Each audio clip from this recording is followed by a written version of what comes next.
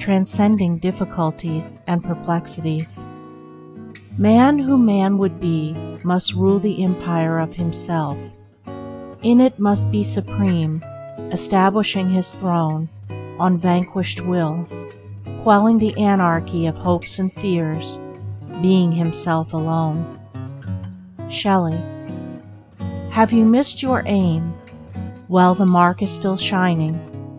Did you faint in the race? Well, take breath for the next. Ella Wheeler Wilcox. To suggest that any degree of blessedness may be extracted from difficulties and perplexities will doubtless appear absurd to many, but truth is ever paradoxical, and the curses of the foolish are the blessings of the wise. Difficulties arise in ignorance and weakness, and they call for the attainment of knowledge and the acquisition of strength. As understanding is acquired by right living, difficulties become fewer, and perplexities gradually fade away, like the perishable mists which they are.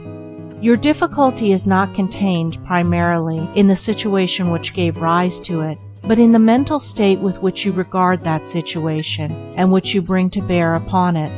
That which is difficult to a child presents no difficulty to the matured mind of the man, and that which to the mind of an unintelligent man is surrounded with perplexity would afford no ground for perplexity to an intelligent man. To the untutored and undeveloped mind of the child, how great, and apparently insurmountable, appear the difficulties which are involved in the learning of some simple lesson. How many anxious and laborious hours and days, or even months, its solution costs, and frequently how many tears are shed in hopeless contemplation of the unmastered and apparently insurmountable wall of difficulty.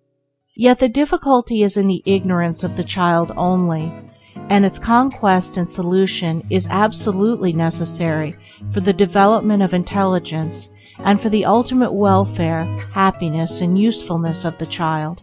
Even so it is with difficulties of life with which older children are confronted, and which it is imperative for their own growth and development that they should solve and surmount, and each difficulty solved means so much more experience gained, so much more insight and wisdom acquired.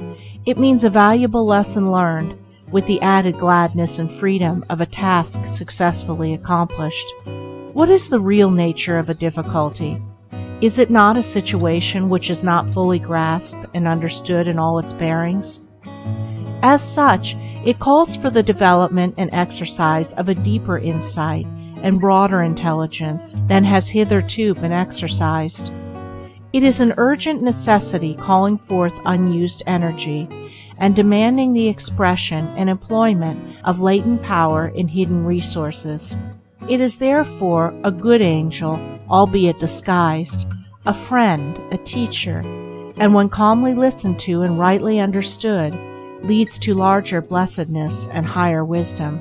Without difficulties there could be no progress, no unfoldment, no evolution.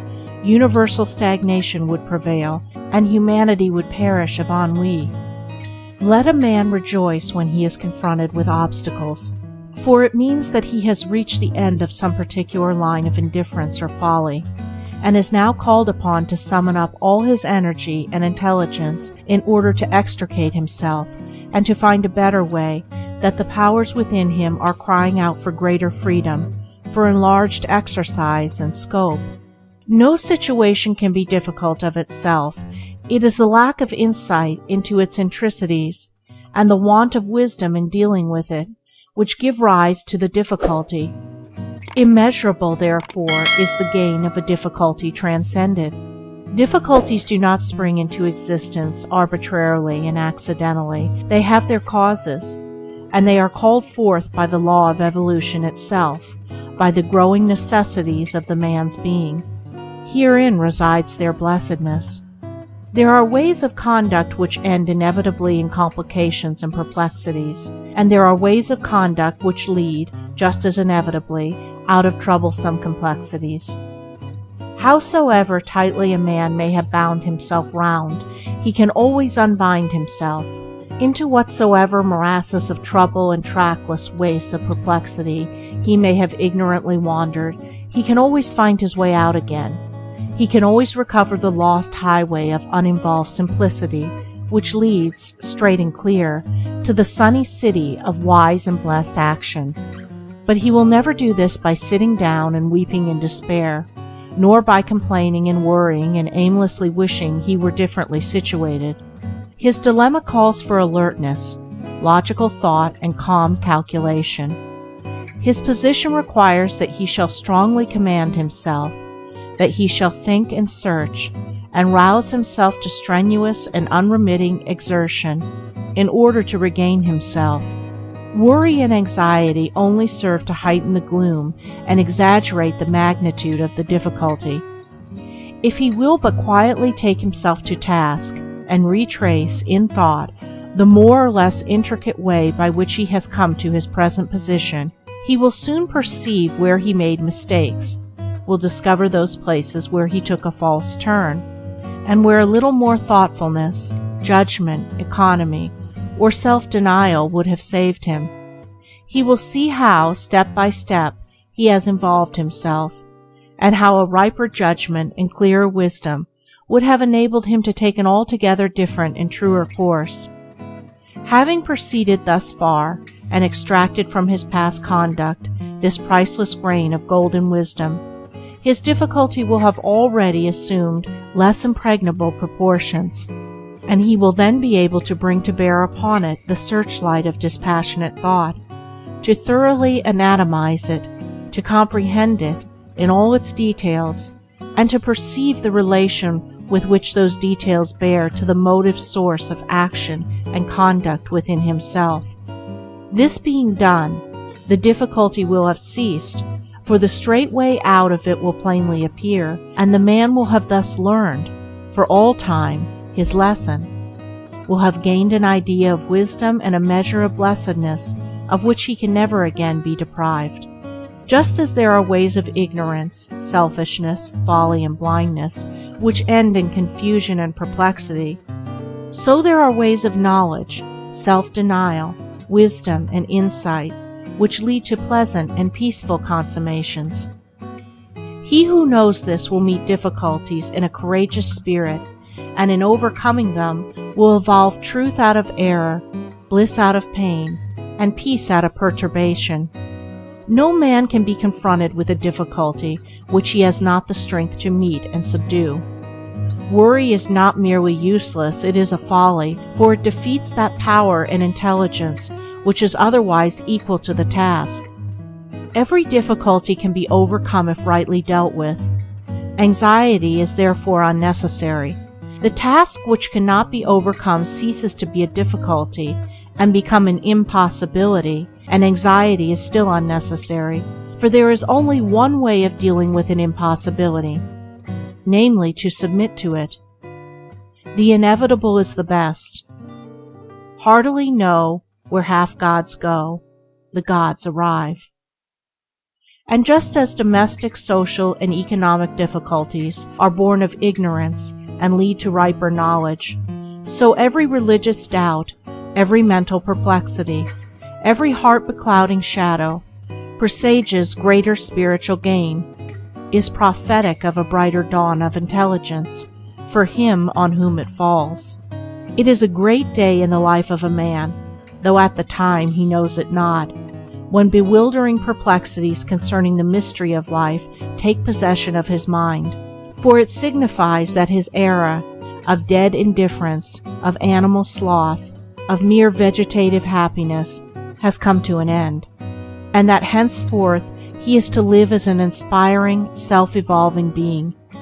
No longer a mere human animal, he will now begin to live as a man, exerting all his mental energies to the solution of life's problems, to the answering of those haunting perplexities, which are the sentinels of truth, and which stand at the gate and threshold of the temple of wisdom.